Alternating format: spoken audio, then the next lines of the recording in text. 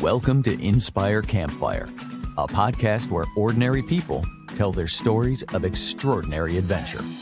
These are campfire stories meant to inspire the rest of us to light the fire within, get outside, follow our dreams, and return to tell our own stories. Ready? Let's strike the match.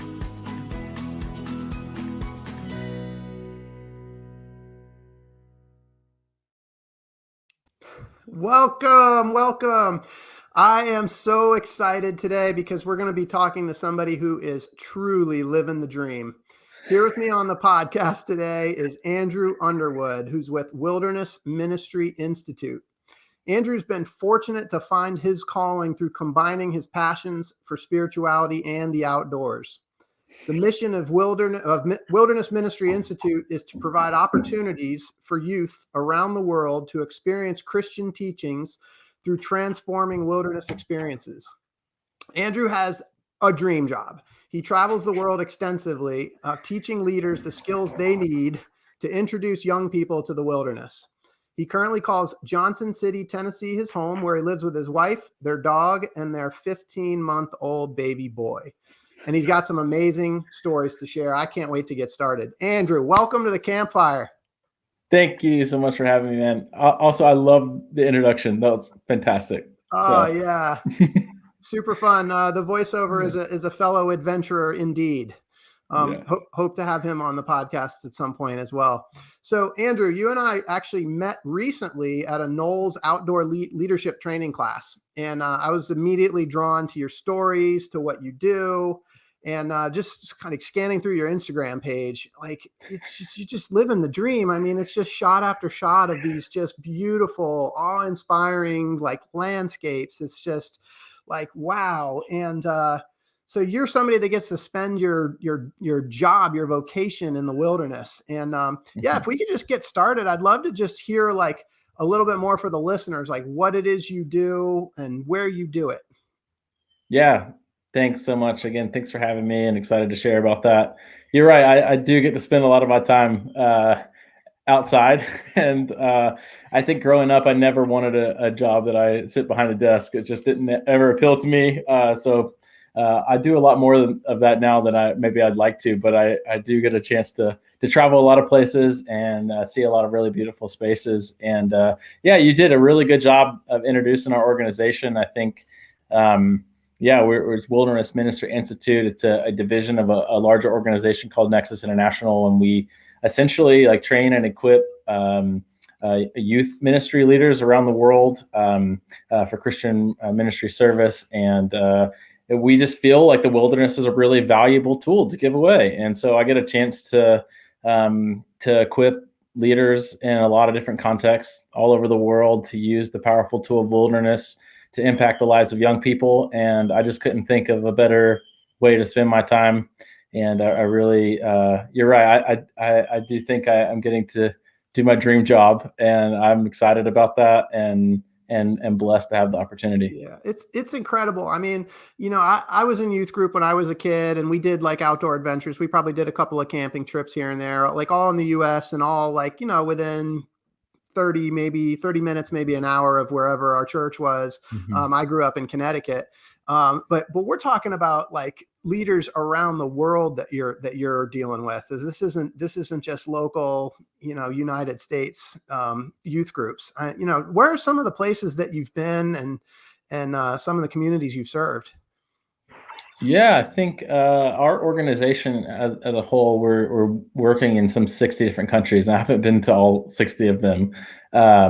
Me personally, I've done work in a couple of places in South America, predominantly Ecuador. I've been there quite a few times.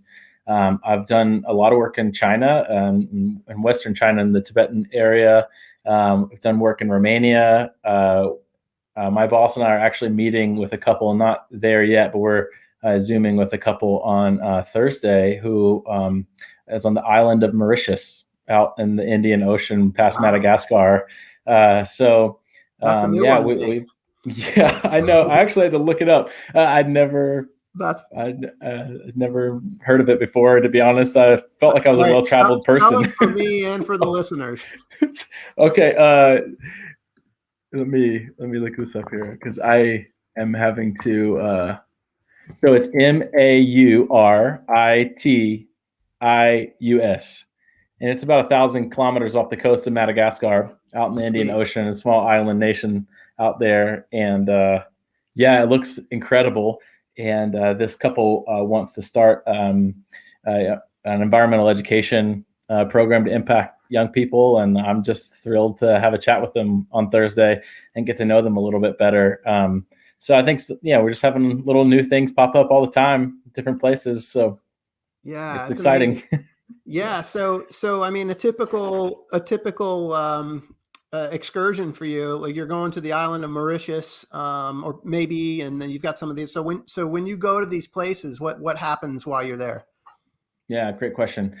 I think maybe one of the things that maybe sets our organization apart, and again, this isn't to say that anyone else is doing, if they're doing something different, that it's wrong. It's just, this is kind of what makes us tick, is that we are highly invested in the leaders themselves, meaning they're, the way that they're living their life, or how are they in their marriage, for example? Are they healthy?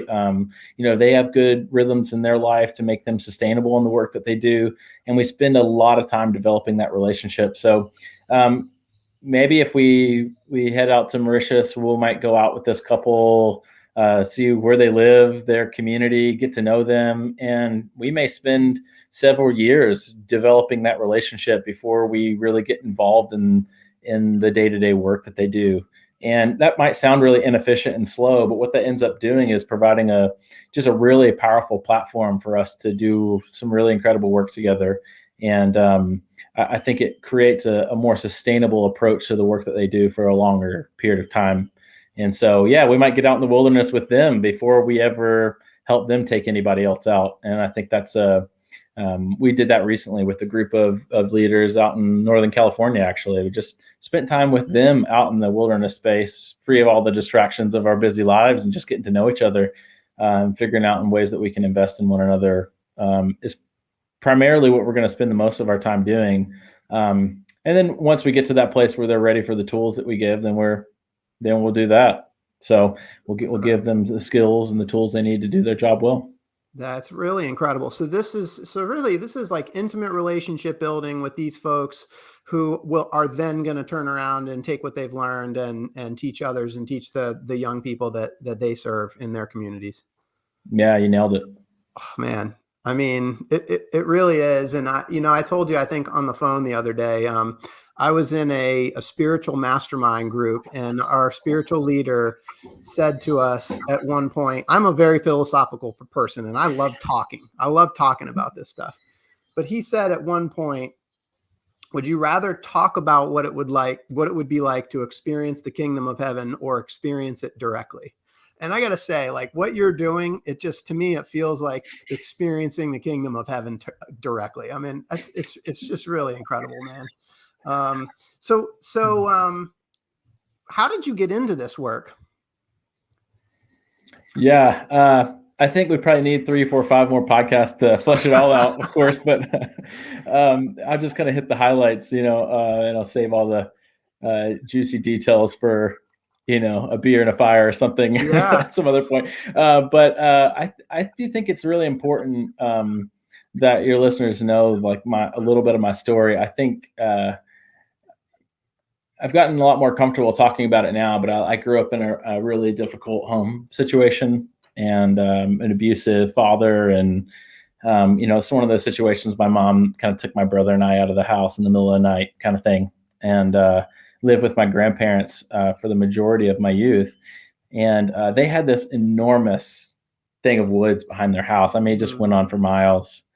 And I just found some refuge there as a young person, and it just seemed to make a lot of sense for me. Out there was a creek that ran through, and I actually took my wife there, I think it was last year, to the spot that I used to go into a lot. And I just remember it being a lot more epic as a kid, and then, as an adult, I was like, oh, this is a lot smaller than I remember.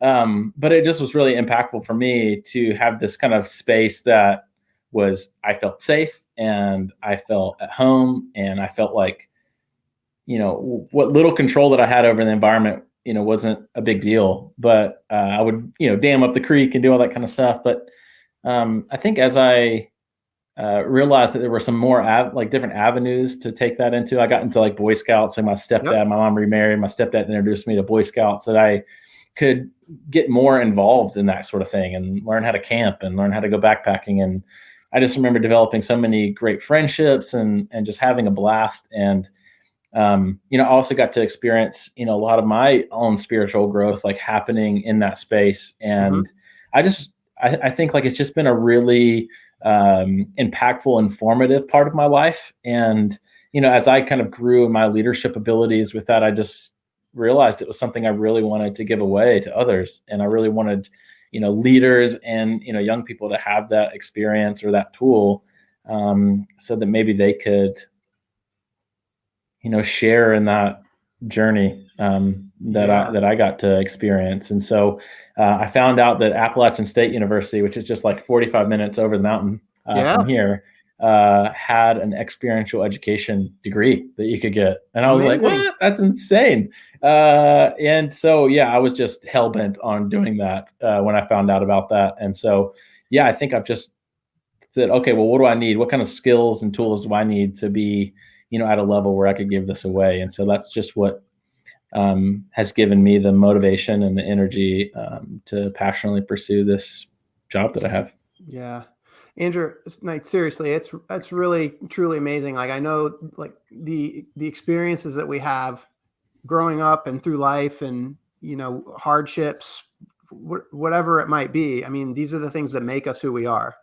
And as I'm listening to you, I didn't know your whole story before, when we met before. And, just hearing you talk about like that feeling of safety that you had in the woods as a kid. And now you're giving that, like, I can see it, like you're providing that to other kids around the world, like as a passion. Mm-hmm.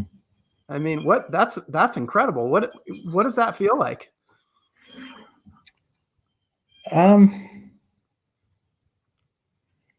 I think it feels like a couple of things. I think one of the really powerful things about the wilderness is that it's really leveling.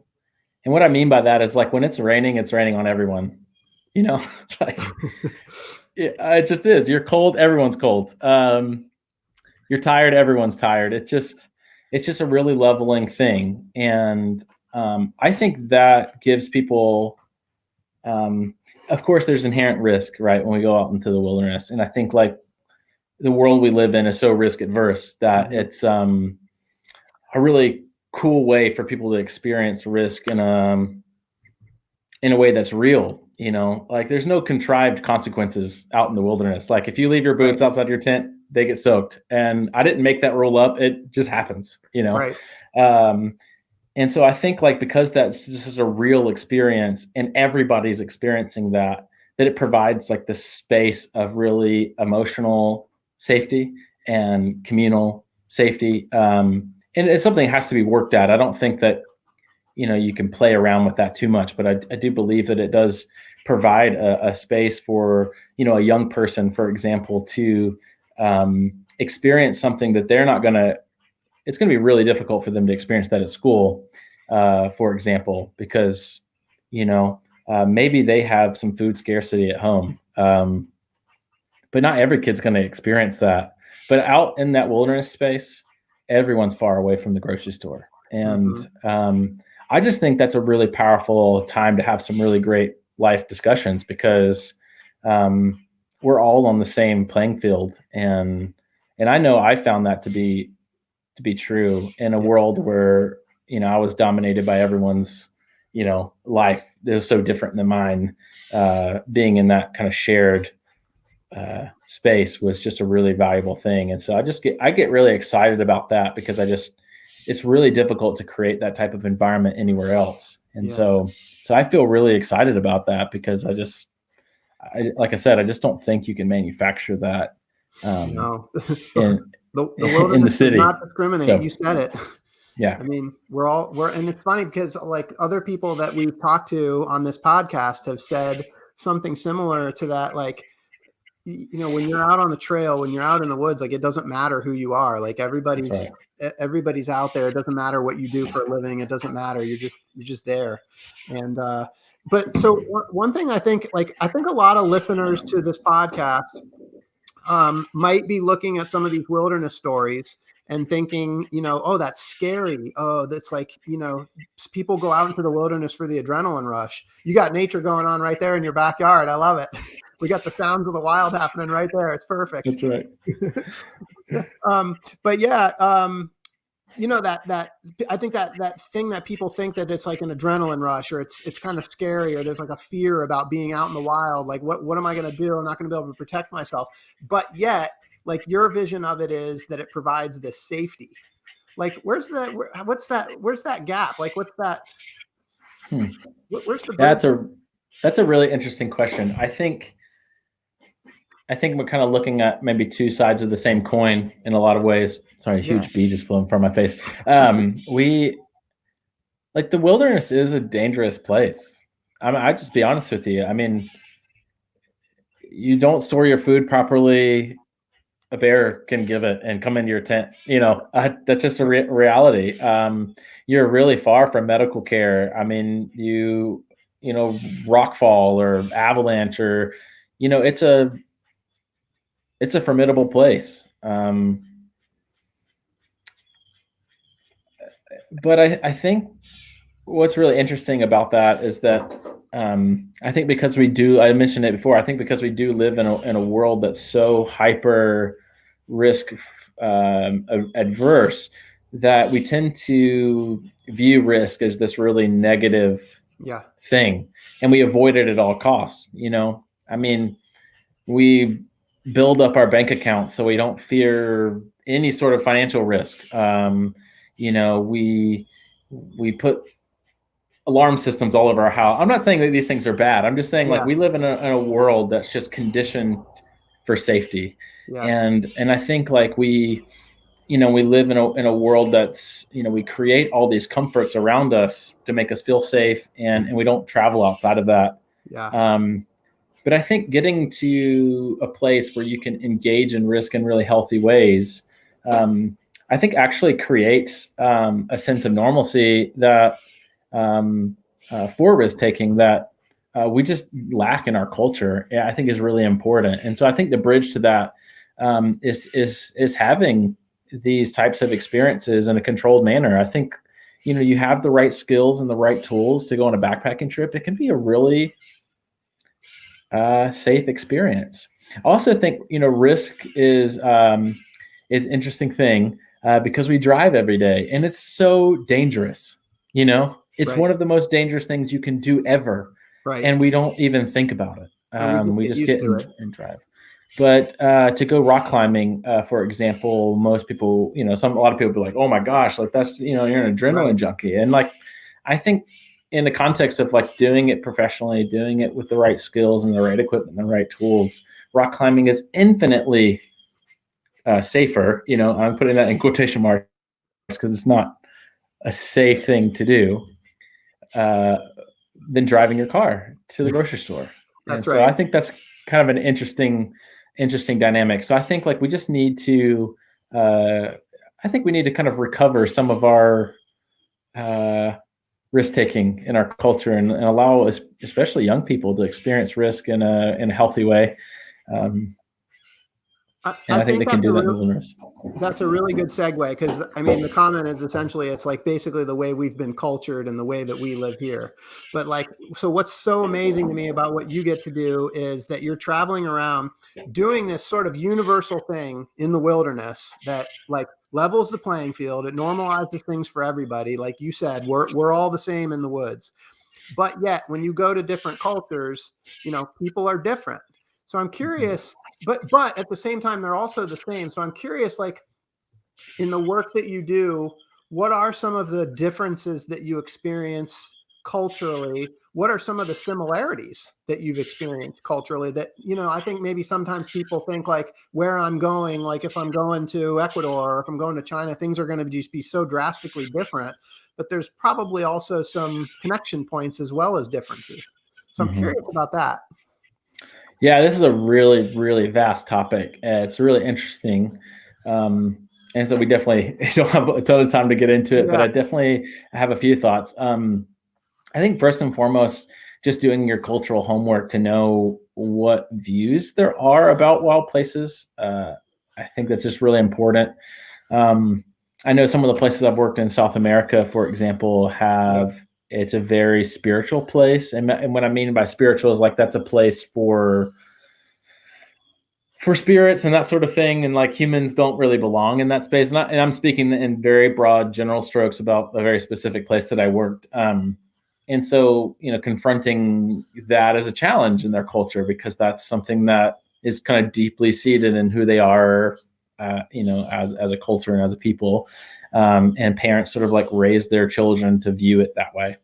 And so like thinking about like how do you navigate that, you just have to do it in a really thoughtful way.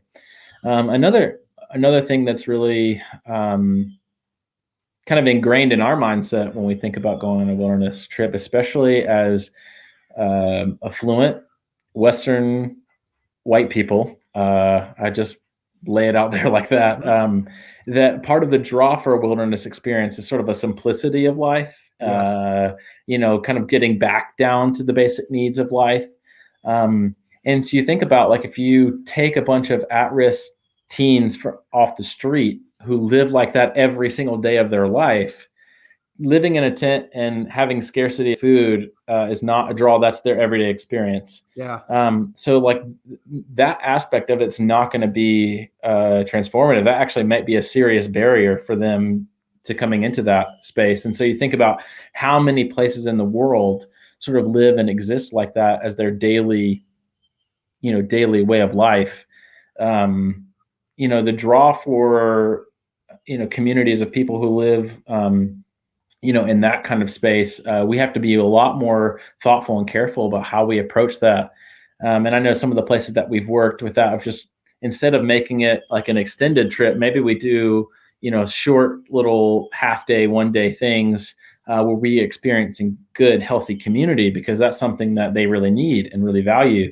And so being just really thoughtful about how we're going to approach it, because we did the cultural understanding and research, so we kind of know who we're taking and why we're taking them, and we kind of set our goals and our values in that way. And we're just sort of careful about the language that we use and how we're going about it. And you just have to do your homework that way when you're doing things cross-culturally. And I mean, that goes without saying here in the States too. Like I said, I mean, there are tons of different reasons why people would be, maybe less transformational for them out in the wilderness than you and I. We might really be connected with that simplicity of life because we have a lot of material possessions, for example. I'm speaking in that relative terms. I'm not, Yeah. And so I just think we should. That's an interesting thing to me. I think the similarities, though, I think we all long for a lot of the same things. I think we all deeply long for community. I think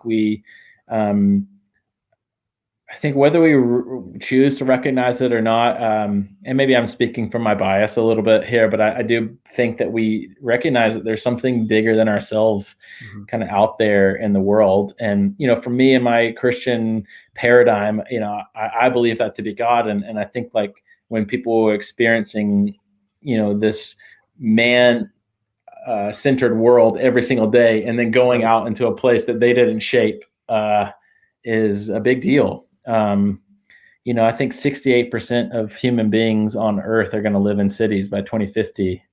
And so I think that's a normal thing for us to just be in a world that's just totally shaped and molded towards our health and our well-being, and to enter into a space that isn't, I think, is really kind of eye-opening to something bigger than yourself. And I believe that interacting with God in that moment, but I know not everyone shares that view, but I think that's a really universal thing, and I see that day in and day out in my job. So. Well, and I love that you went there. Honestly, I've asked a couple of other guests. We throw around the word awesome all the time, but the root of that word is awe. And I've looked it up in the dictionary at one point, and Google defines it. The Google dictionary defines it as a feeling of reverential respect mixed with fear or wonder. it's this sort of, to me, like it's that deep connection that you have when you're out in the wilderness, and you get to live that every day. And I think you've been able to connect that to to spirituality. And, I think when asked, most people would say about their most recent experience of awe would have something to do with some sort of natural experience where they felt connected. And so, like, what is it about nature that makes us have that feeling of connection with something bigger? Yeah, that's really interesting. I firmly believe that wonder is the gateway to discovery. I think it postures our heart in a humble place that we're ready to receive. And I think the wilderness does that because it's so alien. It's a novel environment for most of us. And I think when we go out there, we sort of, there's a mystery, to it that's incredible. And I think sort of mystery draws us in. When you read a good mystery novel or you're watching a good mystery movie, you're intrigued. I wonder what happened, or what's going to happen. And I think the natural world tends to do that for us. It's like I said, we're so used to living in a world that's catered to us. And when we enter into a space that isn't, like, we have to adapt. How else can you survive out there? Even the most seasoned wilderness veteran has to bring tools along to adapt from them to that environment, because it isn't built for us. There aren't roads and grocery stores and that sort of thing. I mean, a trail's the best you got. Yeah. And so, like, and if you don't, you die. Like, that's just how I mean, I hate to say it that way, but that's just how it is. And so I think that postures you naturally to wonder. And when you're in that space of wonder, I think we're ready to receive some really powerful things. And I think for a lot of people that is, a spiritual connection maybe they weren't even looking for. And so I'm super curious, so that, you're living this stuff every day. And I know that you've experienced that connection and sort of that transformation personally, but you're also like teaching that to others now. So, like, what is that like for you to witness that transformation that happens in the people that you're serving? Yeah, I mean, I don't want this to sound paternal in any way, because I don't see it that way, but as the best way that I can describe. I mean, it's like, when your kids do something you taught, you're like, oh my gosh, that's amazing.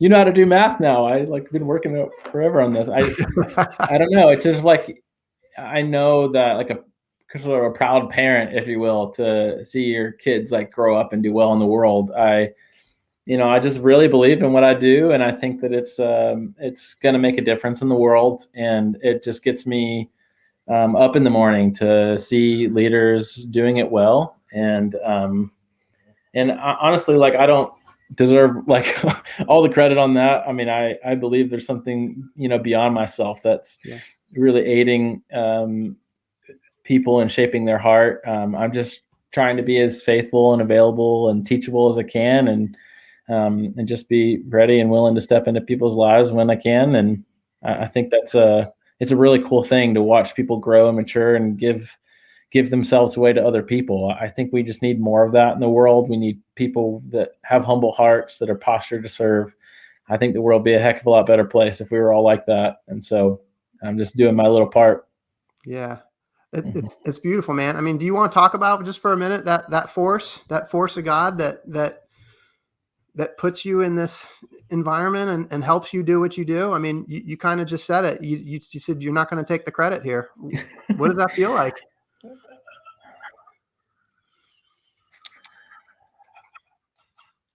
I don't know how to describe how that feels. I know it's my paradigm. And again, I can just say from the experience of the world, I know that's not shared by everyone, and that's okay. I'm not offended or scared of that.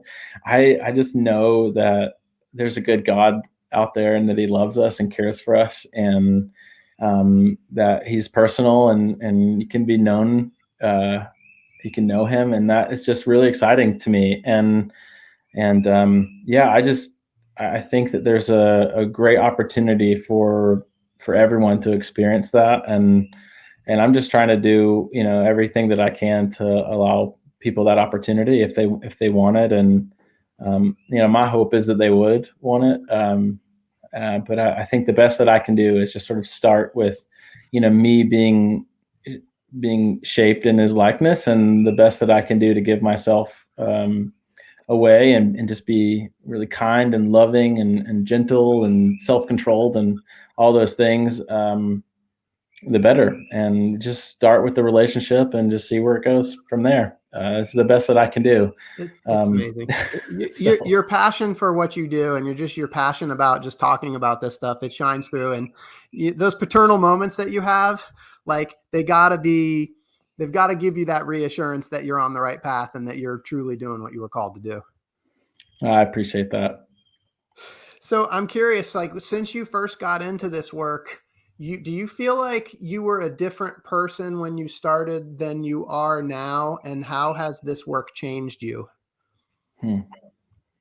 Yeah, I think maybe when I first started doing it, like maybe I was a little bit more gung-ho about, and this is going to sound a little odd, but more about the kind of skills of wilderness instead of like the really life on life relationship stuff. I think the more I've grown, the more I've realized that like, and a need to have more of, what we would call like in our world, the shepherd's heart. I need to learn to walk with people and to live with them and to do life on life and to really get to know their heart and their dreams and their passions and their fears and their hurts. And like, that's where the real life is. That's where the real work is. And I think like when we do that well, all the other things are just, decorations on top that can add value, but the real meat and potatoes of what we do is that. And so I think I've grown a lot and learning to slow down.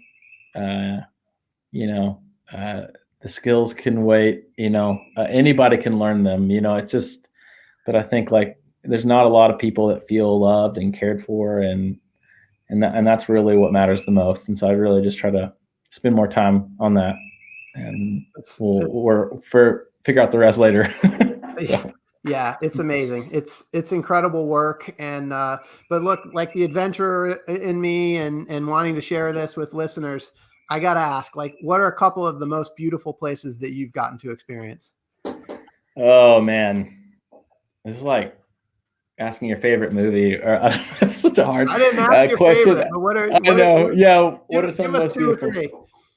Okay. There's this really incredible desert landscape in Gansu province in China. And you can just search up the Rainbow Mountains in Gansu and just look it up. It's unbelievable.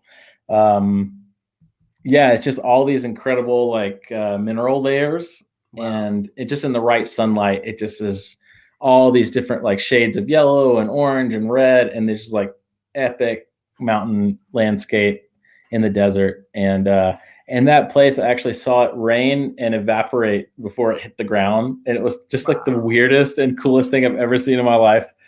And then honestly, I think like, I want to like pick some international places, but honestly, like Yosemite National Park has to be like one of the most incredible places ever. That place is my sanctuary. I just don't think there's a better cathedral on earth than just walking in Yosemite Valley. And I've spent a lot of time there. I think about it all the time. And I would love to spend more time there if I can. And I cannot wait to take my son. So. Man, I feel you. We had reservations to camp in Yosemite in summer of 2020, and COVID canceled our plans. So I have yet to get to Yosemite, but you just encouraged me to get that plan back on the calendar because I am dying to get there. Yeah, it does not suck. The United States, yeah. I mean, we're talking about the world, but the United States definitely has a lot of beautiful, beautiful country. So, yes, it does. So speaking of your son, you got a 15-month-old at home. Like, how's that been for you? You travel a lot, and is he going to be a wilderness explorer? Yeah, I'll do my best. You can never force things on them, I guess. But I think he's going to be his own person. I'm going to do my best to foster that the best I can. But of course, I want to share that with him. And I have a little backpack that I can carry him around in, and it's just really fun to go on little hikes with him and watch him try to grab onto all the rhododendron leaves and just point and touch everything. He was playing naked in a little river the other day, and I just love that. He's just living the wild man life. Yeah. He's as cute as he can be. Looking through your Instagram feed, I got all the beautiful landscape photos, but plenty of shots of him as well. Yeah. So, yeah. I can tell you're a proud dad. I'm a proud dad. Yeah, totally. Yeah. So, for folks that are listening that maybe want to get out and do some wilderness stuff, but are kind of new to it, and they're listening to us talk and like, man, yeah, I want to get out and experience some nature. Like, what's advice that you have for people to kind of start their journey on exploring the wilderness? Yeah, I think maybe there's a big misconception that you need a ton of stuff and you need a certification or something like that. I really just encourage people to really get to know the place they live. I mean, even if you live you're in around Charlotte, I mean, you think, oh man, it's this big city. There's actually a lot of outdoor stuff to do if you're really looking for it. Yeah. And just go on some day trips, go on some day hikes, find some people. There's always local clubs and that sort of thing. I know REI, they typically do some classes that are free of just sort of like an intro to hiking or, camping and that sort of thing. And so I think if you're looking hard enough, you can find a group of people to get together to go, and just start small. That's the best I can give you. I mean, I think we all have to start somewhere, and, just remember that even the most professional of athlete probably sucked at that sport at some point in their life, and they had to start small and learn the foundations and the and the fundamentals of the game. And this being out in the wilderness is no different. I think you just need to start small, something really approachable, but do your homework. Don't go on a 12-hour day hike and not bring any water or food, or do your homework, know what you need, and you don't need $1,000 worth of gear to do that. I mean, you can do that in some tennis shoes, good tennis shoes, and some granola bars from the grocery store and bottled water, and you'd be great. And so I just encourage people to start there, and as you want to develop your skills beyond that, find some good training at a local REI, or find some friends who are more experienced than you, and go out and be safe and have a good time and try to keep an open mind. I love it. You're getting me all jacked up. It's blue outside, and I want to go for a little hike when I get off this call here. All right. So a couple of fun, quick questions. So when they make a movie about your life and all of your world travels, who is the actor that's going to play you in that movie? Oh my gosh. So this is where you're like, do I go all in on this? All in. I think Chris Hemsworth is a super handsome dude, Thor. And I love it. Gosh, I would just love if he would play me. You know what I mean? I don't know if he's the best actor on the planet, but that dude's handsome. You know what I mean? I think that. I can see it. Thor. That's it, man. I love it. Okay, what's your movie going to be called? Oh my gosh. I don't know. I'm going to need some time to think about that. I'll probably text you about that later, man. I don't know. Listen to the bird. Listen to the birds. There you go. Maybe that might be a great name for my movie. Listen to the birds. Chris, that's right. Yeah, we got it. Thor out there listening to the birds. I love it. There you go. Man, you truly inspire me. The work that you're doing, I mean, you're living the dream. You're helping people. You're serving people. I can't thank you enough for coming on here. I know you're going to help a lot of people. And I know you already are helping a lot of people, and I just really, really appreciate your time. I appreciate the fact that we were put in the same place at the same time together and can now call each other friends. It's a pretty special thing. Yeah, absolutely, Scott. Thank you so much. Also, I know the work that you do, it happens because of donations from people, and I just want to offer the listeners an opportunity to help you with your cause. So I believe they can go to wildernessministry.org, and you guys have a donate page right there on the website. That's right. Anything else you want to share about ways people can get involved or people can help? Yeah. First of all, thank you for having me. It's been a blast getting to know you, Scott. I just really appreciate who you are and I'm excited about this podcast and your journey creating it, and super cool. Thank you for having me. And I think, just check out wildernessministry.org. There's a few times we'll have like courses posted up on there if people want to join. Right now during COVID, they're a little limited, but we are having them, and they may be in various parts of the world, if that's where you hail from. But we do have a few here in the States occasionally, and so you can check out there. I would always appreciate any of the support you can give us. So thanks for sharing about that. Yeah, I've looked at the website. There's a couple of cool looking courses. I might jump on and take a couple of them myself. I love learning. Oh yeah, there is a free online course on there if you're kind of interested in what the heck wilderness ministry is and that sort of thing. It's pretty low stakes. It doesn't cost you anything but your time. So yeah, it's great stuff. Well, I hope you've been inspired today as much as I have. I hope Andrew's story has encouraged you to listen to that voice inside that calls you to adventure, because we want to hear your story next. If you have a story to tell or need a nudge to create one, please send us an email. And until next time, I want to encourage you to get outside. Thanks for listening. Andrew, thanks for being here. Thank you so much.